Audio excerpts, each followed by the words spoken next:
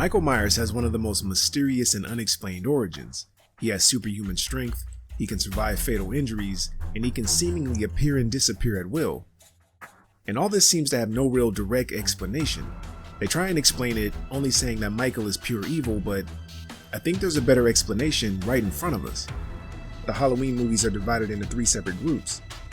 The first 3 are the complete Michael Myers story. The next 3 focus on Jamie Lloyd and the Curse of the Thorn, and the next 2 are an attempt to retcon the previous 4. And the newest one is supposed to erase the previous 6. Oh, and the Rob Zombie films are just remakes of the first 2. More confusing than the Terminator movies. We really only need to look at the first 3 to understand everything about Michael Myers, but a slight adjustment has to be made first.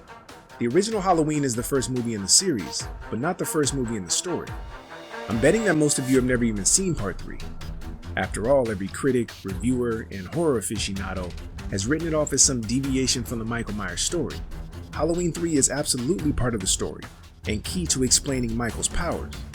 So why does Michael Myers kill? And where does he get his powers from? I always thought the answer was obvious. It's the mask.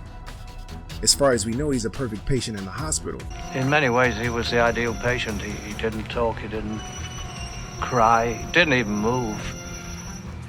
But each time he puts on the mask, he becomes an unstoppable killing machine. But why? What's so special about the mask? Although Michael isn't in the movie, Part 3 is all about the mask. Not his specific mask, but a mask-making company that made his mask. And they do make different masks than the 3 that we just see everyone wearing in the movie. Part 3 is about a secret cult disguised as a mask company that wants to complete an ancient ritual on Halloween by killing every kid that wears their mask. They do this by putting a microchip with a piece of Stonehenge in each mask that's activated when a commercial plays. But we see that the effects can be different on different people.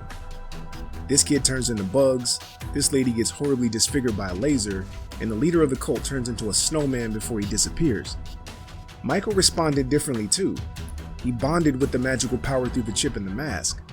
The mask gives him power, and he can't die as long as he has on one of the silver shamrock masks.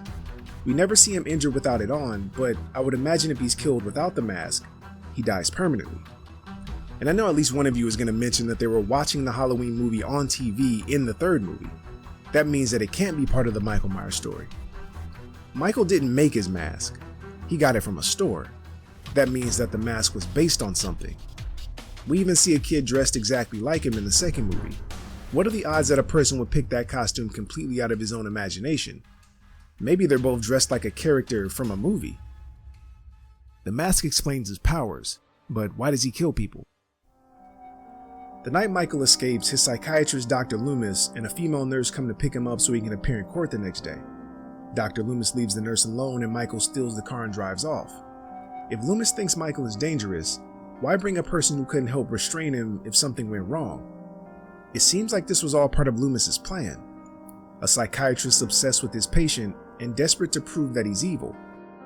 Who spent more time with Michael than Loomis? I spent 8 years trying to reach him.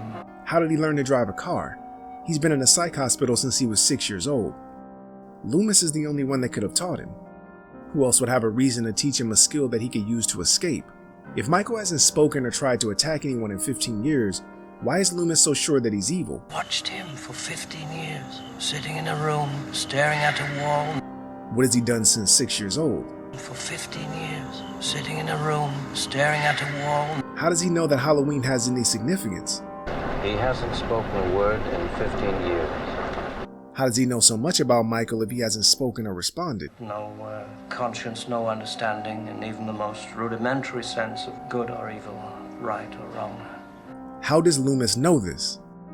One of the first times we see Michael after his escape, he's standing near a school and a kid runs into him. And I thought, what would be more evil than killing kids? So what does he do here? Stab him with a knife, snap his neck, or gouge his eyes out? Purely and simply evil. Loomis is so obviously obsessed with Michael that I'm not sure why he's allowed to continue to have him or anyone as a patient. For 15 years, I've been obsessed. As a mental health professional, he openly tells people that his patient is pure evil. I don't know if the DSM has changed that much since 1978, but I don't think the blackest eyes, the devil's eyes, is a symptom of any mental disorder. He imagines Michael as the ultimate evil, and he's the only one that can stop it. But this is a self-fulfilling prophecy. Everyone that Loomis interacts with questions his beliefs about Michael. Then why are we taking him up to Hardin County if you... Well, it's going to take more than fancy talk to keep me up all night. Well, he was your patient, Doctor. If precautions weren't strong enough, you should have told somebody. You let him out. His own goddamn doctor. Maybe Loomis is the one that wants this to all happen. He's so obviously obsessed with the idea of Michael being evil, even though logically he has no reason to believe this. In many ways, he was the ideal patient. He didn't talk, he didn't cry, he didn't even move. Loomis spent years dreaming of stopping a monster that he created. He thought that if he let him go, he would prove to everyone that Michael was a monster that only he could stop. He didn't know about the connection to the mask and the power that it gave him. Loomis is the one who created Michael Myers.